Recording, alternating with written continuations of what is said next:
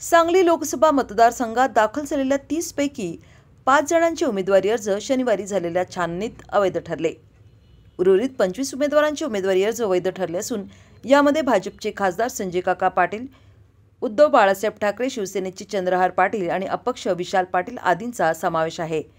Tipu Sultan Sikandar पटवेगार Bahujan Samaj party, Ananda Shankar नालगे बळीराजा party, Pandurang Raosaheb Bhosale भारतीय जवान किसान party, Mahesh Yashwant Kharade स्वाभिमानी पक्ष, सतीश ललिता कृष्णा कदम हिंदुस्थान जनता पार्टी, अपक्षामध्ये अजित धनाजी खंदारे, अल्लाउद्दीन हयातचंद काझी, डॉक्टर आकाश नंदकुमार भटकर, जालिंदर मच्छिंद्र ठोमके, तौहीद इलाई मोमीन, दत्तात्रय पंडित पाटील, दिगंबर गणपत जाधव, नानासो बाळासो बंडगर, प्रकाश शिवाजीराव शेंडगे, प्रतीक प्रकाश बापू पाटील, बापू तानाजी सूर्यवंशी, रवींद्रचंद्र सोलनकर, रेणुका प्रकाश शेंडगे, शशिकांत गौतम देशमुख, सुरेश तुकाराम टेंगळे, सुवर्णा सुधाकर गायकवाड, संग्राम राजाराम मोरे या उमेदवारांचे अर्ज वैध ठरले।